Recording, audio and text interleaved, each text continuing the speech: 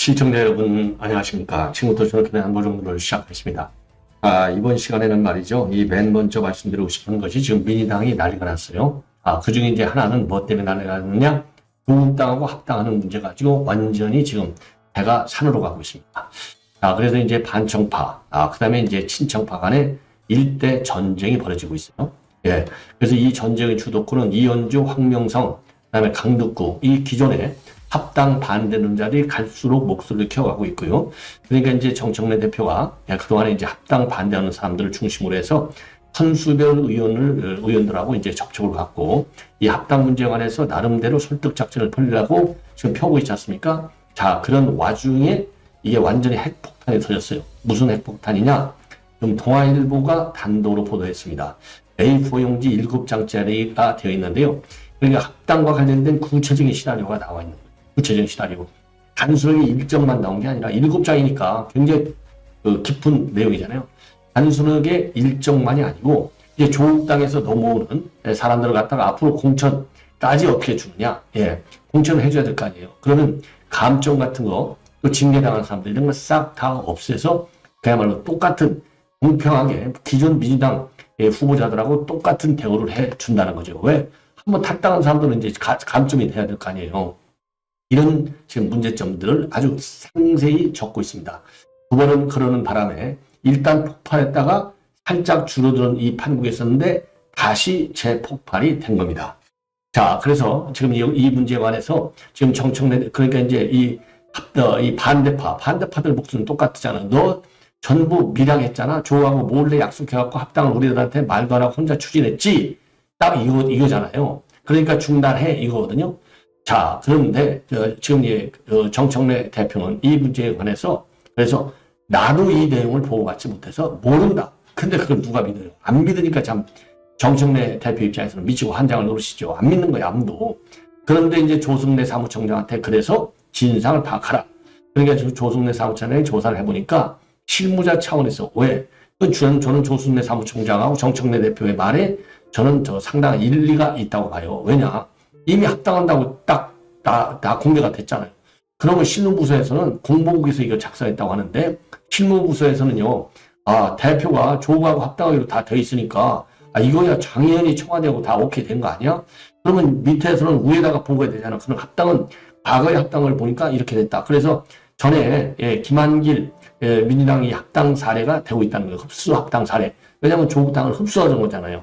당대당 1대1이 아니라 뭐 흡수 합당이니까 과거에 흡수 합당 사례를 연구하면서 이번 합당 문제를 어떻게 쭉 정리해가는 게 좋겠는지 타임라인서부터 쫙 되어 있는 거예요. 그러니까 지금 반대파에서는 정청래 네가 다 지시하고 다 만든 건데 왜 모른다고 거짓말해. 거짓말하지 마 이렇게 돼 있고 지금 정청래 무슨 소리야. 나는 신문 보고 알았어. 통화일보 단독 보도. 그 다음에 이제 여타 보도로 쫙 퍼지고 있잖아요. 그리고 조승래 지금 사무총장도 그런 기조로 쭉 얘기하고 있어요. 그래서 저는 이 해명, 그러니까 이제 정청래 대표하고 조승래 사무총장의 이 해명 발언에 저는 방점을 찍습니다. 왜냐하면 초안이니까 초안을 갖다가 지금 대표가 지시해서 한 것도 아니고 자체적으로 연구해서 하는 거니까 보고가 안 됐을 수 있는 거죠. 가능성이 있는 거죠. 그리고 만약에 지금 그러지 않아도 이 문제 갖고 정청래 대표가 굉장히 지금 투쟁에 몰려 있잖아요. 사실 여부와 관계없이 혼자 했다 이렇게 돼가지고 근데 그거를 갖다가 지금 수세에 몰려가지고 의원들을 설득하고 있는 방법인데 또 이것도 몰래 만들 이유가 있냐 이거예요. 전혀 이유가 없다. 왜? 이게 알려지면 더 큰 파동이 나는데 정청래 대표는 불을 끄려고 하는데 뭘 하고 불이 더 활활 타오르는 이 화약고를 만들겠냐고.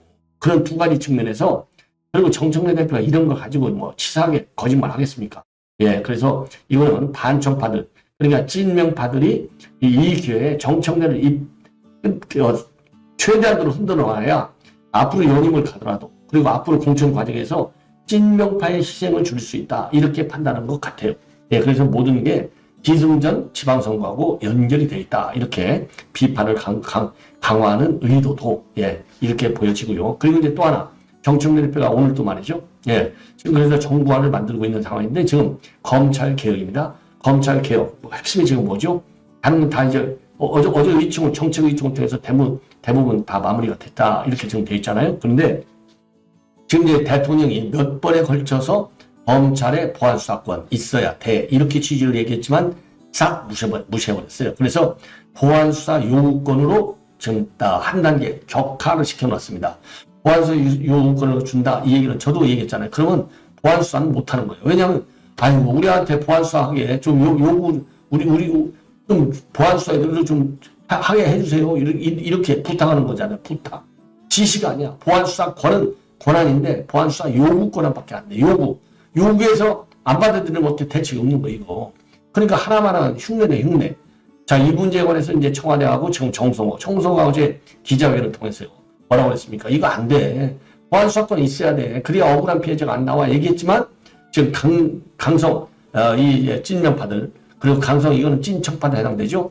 강성 민주당 의원들이 이거 안 통해요. 그러면 뭘라고 검찰 개혁해갖고 두 개 수사와 기소를 분리하느냐. 기존 검찰하고 똑같으잖아. 안 돼. 딱 이게 딱 정해놨어. 그래서 정성화 얘기도 안 들어요. 그러니까 지금 이제 오늘 이 정청래 대표가 또다시 얘기했어요. 보안수사권 이거 안 돼. 딱 잘라. 그러니까 이제 정청래가 세긴 세요. 지금 이제 지금 이재명 대통령이 법원에 걸쳐서 얘기했지만 딱 오늘 다시 이제 두 번만 잘라내버렸어요. 요 두 가지가 이제 큰 이슈가 된다. 그래서 요 보안수사권에 대해서는요, 청와대와 그다음에 법무부가 민주당과의 대결 국면, 요게 상당히 이제 당에 유리한 쪽으로 이미 흘러가고 있는 것이다. 이렇게 보여지고, 합당 내분만 폭발해 있는 상태다. 예.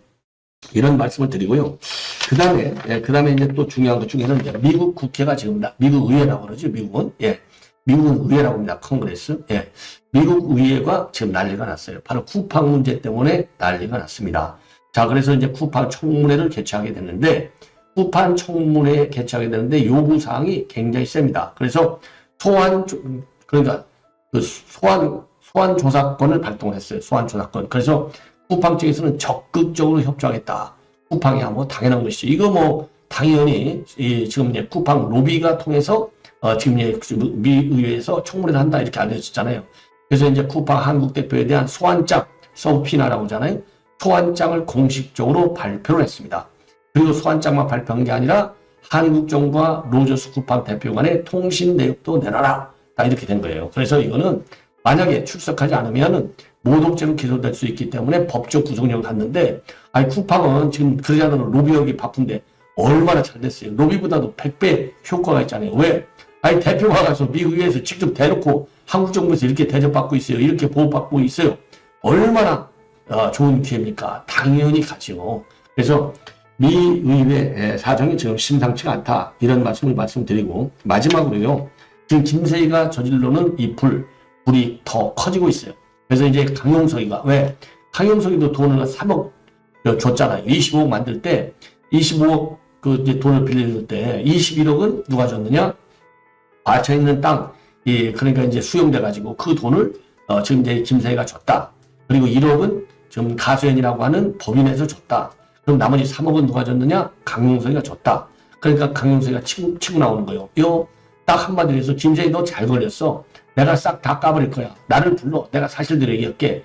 김세희가 이제 완전히 쉽게 얘기해서 이거 다 받아먹고 안 받았다고 딱 팔을 벌리고 있는 거다.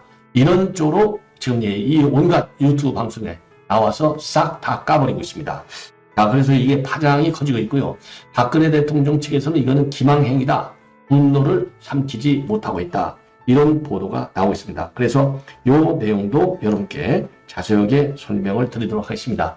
그러면요, 이 합당 문제와 관해서 동아일보의 단독 보도 내용을 말씀을 드리겠는데, 이 일정, 이게 굉장히 중요해요.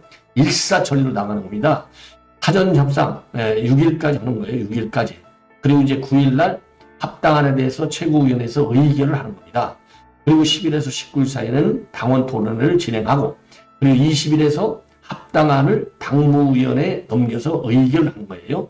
그리고 21일에서 24일까지는 권리당원 투표를 하고, 그리고 25일에서 27일까지는 합당안에 대한 중앙위원회의 의결을 거친다. 이렇게 되어 있고요. 그리고 27일 또는 3월 3일에는 합당 신고를 한다. 이렇게 되어 있습니다. 자, 그리고요, 이 전당대회 개최 시에는 보통 3주에서 4주 정도 소요가 된다. 자, 그래서 지금 2월 중으로 지금 마무리하든가 합당 신고까지 2월 27일 아니면 늦어도 3월 3일을 한다. 이게 일정안이에요. 일정안. 굉장히 디테일하게 나와 있는 내용이 되겠습니다. 예. 자, 그래서 이게 동아일보 단독 보도로 딱 하니까 이거 어떻게 해서 누설된 거야? 조사해. 그래서 지금 조승래 사무총장한테 이게 지시가 떨어졌어요. 그래서 요 제목은, 이 문서의 제목이 어떻게 되어 있느냐?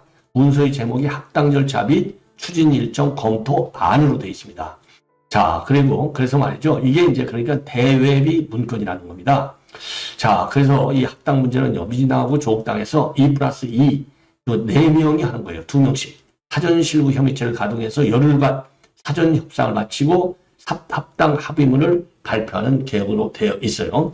그리고 단계별 시간표 이렇게 말씀을 드렸고, 그리고 요 합당 안건을 최고위에서 의결을 하면 전국 17개 시도당하고 5개 권역별 엿새간의 당원 토론을 진행하고 당무위원회 의결은 2월 20일, 권리당원 투표가 2월 21일에서 24일 거쳐서 2월 25일 또는 27일 날 중앙위원회 의결 후 합당 신고를 마친다는 겁니다. 합당 후에는 후보자 접수 및 심사가 3월 11일에서 4월 3일까지 있고 경선이 4월 6일부터 4월 30일까지 걸쳐서 5월 8일까지 공천을 마친다. 이런 계획이 들어가 있다는 겁니다. 자, 그래서 이 문서는요, 동아일보 단독 보도에 의하면은 지난 1월 22일 날 합당 추진 발표 이후에 작성된 것 같이 보인다는 겁니다. 자, 그런데 이게 말이죠. 이 문서가 22일 날 작성됐지만은 이해찬 전 총리가 별세함에 따라서 당무가 사실상 중단됐잖아요. 그리고 당내 반발도 생기고, 그래서 사전 협상이 진행되지 못하고, 예, 그래서 사무처 검토안보다는 일주일 정도 순영되고 있는 상황이라고 합니다. 자, 그래서 민주당 내부에서 이 친명계에서는 당장 합당 논의를 멈춰라. 반발이 거세지니까 조국당은 지난 2월 1일 날 민주당에서 어느 정도 상황이 정리돼야 그 다음에 실무 얘기를 할 수 있다. 자, 이렇게 입장을 내놓고 있고요. 문건에 담겨져 있는 민감한 사항 중에는요, 합당 시에는 조국당하고 협상할 핵심 쟁점에 대한 검토 내용도 담겨 있어요. 그래서 민주당을 탈당해서 조국혁신당으로 간 인사들이 합당 후에 지방선거에 출마할 경우에는 적용할 복권 기준을 제시하고 있어요. 그래서 민주당 탈당 경쟁자는 왜냐면 좀 불리할 거 아니에요. 그래서 당규에 뭐라고 하느냐, 부칙을 신설한다는 겁니다. 그래서 공천심사와 경선에서 감점을 받지 않도록 하고, 그리고 징계 경력자에 대해서는 대선 기여도를 고려해서 부적격 심사와 공천 경선에서 불이익 처분을 받지 않도록 하는 방안까지도 검토할 수 있다. 이렇게 되어 있다는 겁니다. 자, 그래서 지금 반정청래 쪽에서는요, 이 문건을 두고 이거는 이 정청래 대표가 합당을 제안한 것일 뿐 수구위를 통해 결정하겠다고 하지만 처음부터 이미 합당으로 결론을 내려놨던 증거다. 강력히 반발하고 있어요.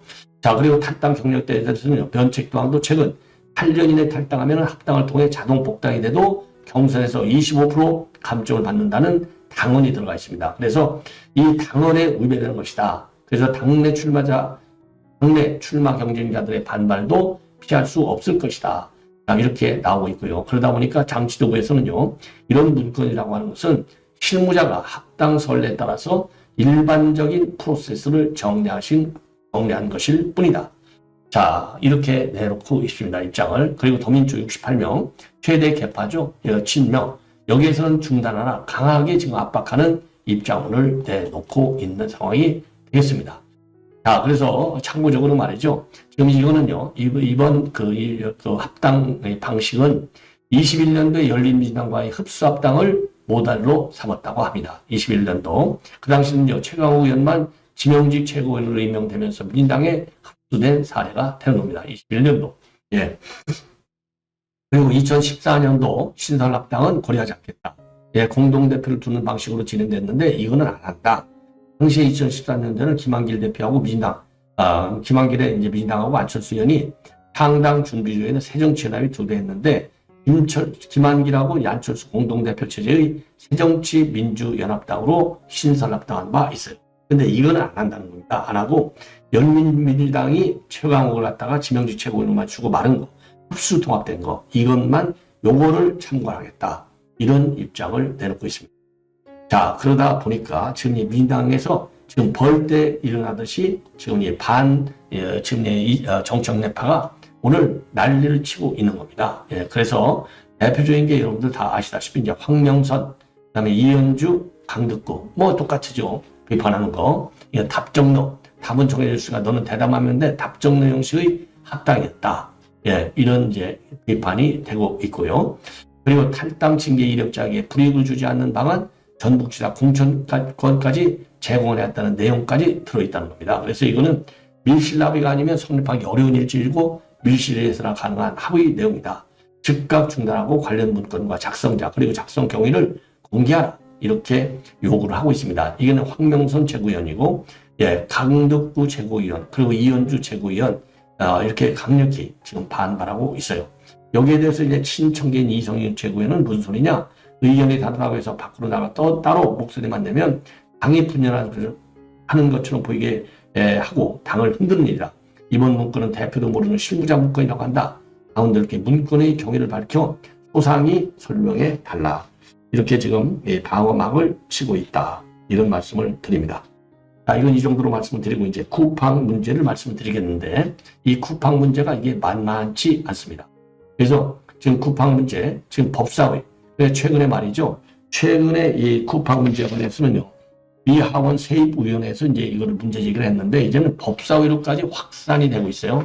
그래서 짐 조던 법사위원장하고 스콧 피츠레럴드 주재개혁 반독점 소위원장이 오늘요 쿠팡 법인 대표에 대해서 로저스에 대해서 소환장을 발부했습니다. 둘 다 공화당 소속이에요. 그래서 이 법사위의 이 소환장 내용을 보면 공정거래위를 포함한 한국 정부 기관이 미국 테크 기업에 대한 차별적 조치를 더욱 강화하고 있다.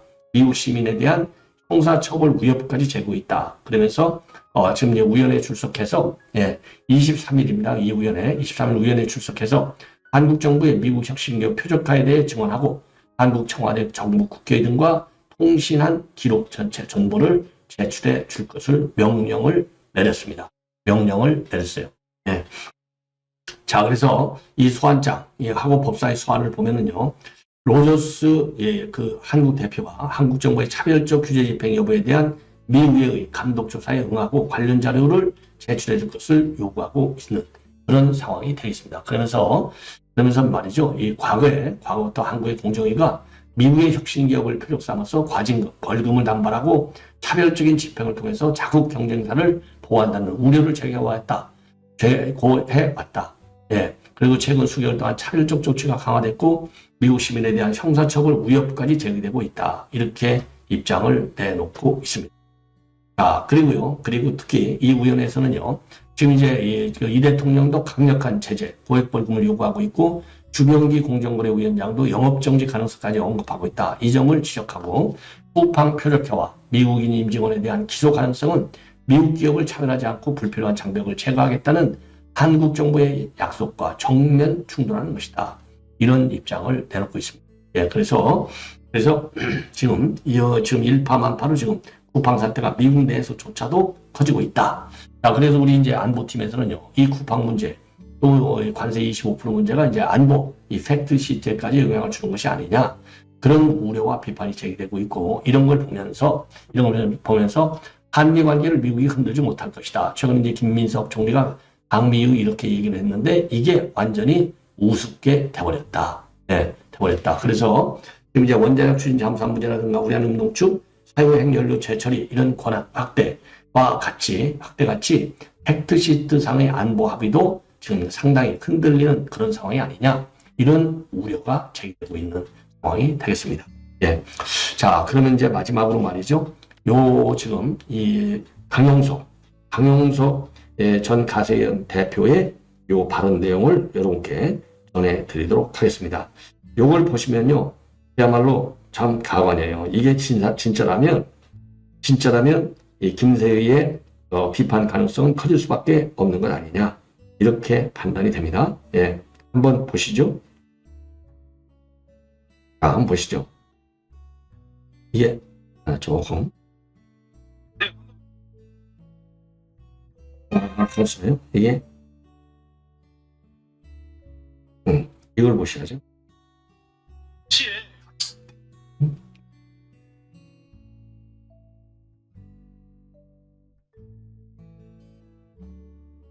그래서 당시에 같이 돈을 빌려준 분이 있어요. 강용석 변호사. 분명히 계약이 있었다는 거예요. 그러니까 조선일보 중국 방송 NTV에서 보도하고 있습니다.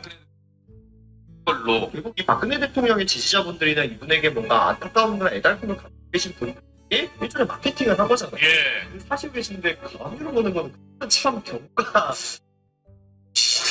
자, 안타까운 소식이에요. 박근혜 대통령님이 그래도 국회에도 10년 만에 오셔가지고 장동혁 대표 단식 가시는데 그걸 또 이게 또 말씀을 하시고 결국 단식을 그만 중지시키고 병원으로 가셨던 큰 역할을 하신 분이신데 지금 사저가 가압류돼서 그런데 지금 뉴스들이 어제 김세희 대표한테 들어보니까 자기는 유영하 변호사나 박근혜 대통령이나 이런 분들한테 내용 증명을 다 보냈는데 답이 없었다. 그래서 지금 수속을 할 수밖에 없었다. 가압류를 할 수밖에 없었다. 이렇게 하는데 또 다른 소식들이 또 들려오고 있습니다.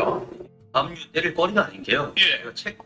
그 부분이 지금 제일 관건이잖아요. 지금 인세가 지금 13,500원이에요. 박근혜 전 대통령 회고록이 책 그 그리움은 아무에게나 생기지 않습니다. 네. 예, 이거 회고록. 거의 한 20만 부 정도 틀렸다고 해요. 예. 거기서 이제 저작인정권이랑은 좀 달라서 예. 책 판매가에 이제 몇 프로 받냐 이걸로 계산을 하는데 역으로 계산을 쭉 때려봤어요. 예, 예. 봤더니 7억 정도가 넘는 게 맞아요. 아. 회사에서. 근데 이 7억을 누가 갖고 있냐? 예. 가로세로 연구했어요 지금. 그러니까 저는 이 출판사가 별도로 있는 줄 알았거든요. 예. 근데 가로세로 연구 안에서 서비스 그 업종을 더 늘려서 출판사로서 냈다고 하더라고요. 그래요? 그래서 25억에 이제 그 사저 구매를 하는데 25억에 이제 비용이 들었다고 하면 예. 이 중에서 15억은 갚았고 예, 15억은 그럼 이제 10억 남은 상태. 10억 남은 상태에서 한 7억 정도는 예. 6억에서 7억 정도는 이 그쪽에서 집행이 가능한 시점이었단 말이에요. 예. 근데 지금 나머지 3억밖에 안 되는 거잖아요. 예. 이 3억을 가지고 이 25억 이상의 가치를 가지고 있는 주택에 가압류를 넣었다라는 것이. 예. 이거는 그럼 김대희 씨의 말이 안 맞는다고 저는 생각해요. 예. 참 안타까운 일인데 이게 좀 빨리 해결돼야 될 텐데. 제가 그래서 당시에 같이 돈을 빌려준 분이 있어요. 강용석 변호사. 네. 강용석 변호사도 원래 25억 가운데 3억 원을 빌려줬다가 받았대요. 강 변호사님. 15억대 바로 받았죠. 그렇죠. 네. 바로 받았다 그러는데 강 변호사가 김세희 대표하고는 더 이상 엮이고 싶지 않다면서 녹취는 틀지 말아달라고 하더라고요. 근데 국고 계약이 있었다는 거예요. 그러니까 이 출판과 관련해서 인세와 관련해서 주장하기로는 분명히 자기 그들이 그거를 그 박근혜 대통령한테 다 쓰는 걸로 네. 다 구두 계약을 했다라고 주장을 하고 있더라고요. 강윤석 변호사의 얘기 한번 들어보고 오도록 하겠습니다. 네, 이번에 전해드릴 소식은 저렴한 임플란트 가격으로 화제가 된 곳인데요. 소식 전해주시죠. 네, 전국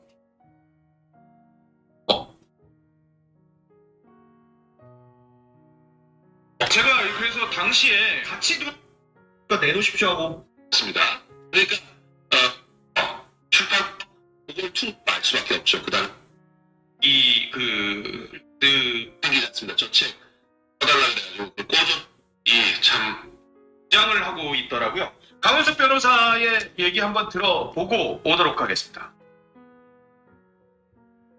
어제 또 참 제가 부끄럽습니다. 부끄러운데 박근혜 대통령 사절을 가압류를 했다라고 하는데 이건 뭐 제가 당연히 이 사정 관계를 잘 알 수밖에 없죠. 그 당시에 저도 3억 원을 냈으니까. 근데 몇 달 있다가 돌려받았어요. 돌려받았는데 이 김세희가 또 그 3억 중에서 또 1억만 다시 꺼달라 그래 꺼줬는데 그러니까 얘는 이런 식으로 돈 관계를 일들이 먹는 거예요. 저 사실 10억을 못 갚은 게 아니라 저 10억을 어떻게 하기로 한 거예요. 그 책의 인세로 한 겁니다. 그러면 아무데나 생기지 않습니다. 저 책을 출판하면서 출판권과 인세 그걸 다 해서 그걸 퉁친 겁니다. 근데 이제 와가지고 그 부분에 대한 명확한 계약서가 없으니까 그냥 자기가 받은 돈 가지고 10억을 내놔라. 지금 그러고 있는데 저 책과 관련해서 도 박근혜 대통령한테 들은 게 없어요. 지가 팔아가지고 다 먹었습니다. 그러니까 당연히 저 책을 거의 30만 원 가까이 팔았으니까 그 30만 원이면 저게 2만 원씩 따지면은 60억쯤 되는 거 아니에요? 그러니까 인세로만 따져도 10억은 당연히 거지. 그러니까 그거랑 퉁치기로 했는데 이제 계약서도 없고 자기가 돈 떨어지니까 예, 돈 내놔라 놀라대고 하는 건데 이게 시끄럽게 해가지고 뜯어내려고 하는 거죠. 근데 하실 필요가 없이 만약에 소송을 하시면 뭐 제가 증인을 쓰든지 해가지고 이건 그런 계약이 있었다라고 해서 끝을 낼 테니까 여러분들 하여간 그렇습니다. 네. 예, 강 변호사가 저하고 통화할 때도 그러더라고요. 녹취는 쓰지 말아 주십시오. 그런데 자기가 법정의 증인으로 언제든지 나 생각이 있고 그리고 그거를 증언할 생각이 있다라고 얘기를 명확하게 하긴 하더라고요. 그러니까 얘기를 들어보니까 이게 뭐 인세로 돈을 어느 정도 남은 것만 하면 될가 아니라 예, 구두 계약이긴 했지만 그 비용으로 일종의 이 인세에 대한 권한을 구입한 거죠. 예. 그렇게 계약을 구두 계약이 구두 계약이지만. 아닙니까? 그러면 사실 돈을 안 갚은 게 아니죠. 예. 예를 들어 10억보다 이익이 크다 그러면 본인들이 예상했던 것보다 수익을 못 내서 손해를 본 거고 예. 오히려 더 10억보다 더 팔았으면 본인들이 잘 계약을 해서 이익을 오히려 보게 되는 거잖아요. 예, 예. 그러니까 이게 일단은 지금 김세희 측에서 주장하는 게 좀 안 맞고 예. 그리고 두 번째로 이거는 그냥 아까 뭐 법리적인 거나 계약적인 측면은 이재용 대변인 잘 얘기해 주셨으니까 당시에 이 가로세월호 연구소라고 하는 방송에서 이런 책을 가지고 하는 거였어. 예. 이게 이 책의 내용이 어떤 뭐 흥미진진한 베스트셀러에서 뭐 그런 것도 있겠지만 예. 결국 이 박근혜 대통령의 지지자분들이나 이분에게 뭔가 안타까움이나 애달픔을 가지고 계신 분들에게 일종의 마케팅을 한 거잖아요. 예. 그러면은 쉽게 얘기하면 책 팔아먹을 때는 박근혜 대통령을 위해서 저희가 일하겠습니다 이런 식으로 저는 영업을 했다라고 생각을 하거든요. 이제 와가지고 본인이 그 계산기 뚫어보니까 몇억 비네, 한 3억 비네, 뭐 몇천만 원 비네. 그러니까 내놓으십시오 하고 그 사시고 계신데 가압류를 보는 거는 그거는 참 경우가 네, 물론 뭐 법적 계약이라는 게 이런 인간적인 그 경우 안 따져도 예. 합니다만 경우에 맞지 않다 이런 생각을 합니다. 유영하 변호사도 관련해가지고 입장을 또 내놨어요. 역시 인세 부분을 설명을 하더라고요. 다른 변호인을 통해서 내놓은 입장문이 있더라고요. 페이스북 등을 통해서 SNS에 올렸어요. 이것도 지금 티켓링크처럼 제가 예언을 하나 하자. 예. 제가 알기로는 예. PC가 원래 그 25억 원에 대해서 선변제를 해줄 계획이 있었어요. 15억만 지금 상계가 된 인세가 포함돼서 우리가 10억 정도로 충분히 가름이 가능. PC라는 거는 PC라는 분이 따로 계세요. PC. 네. 그래요? 네, 박근혜 대통령 말고 PC라는 분 또 중간에 개입을 해서 내가 이거를 먼저 상계를 해주겠다. 박지만 회장이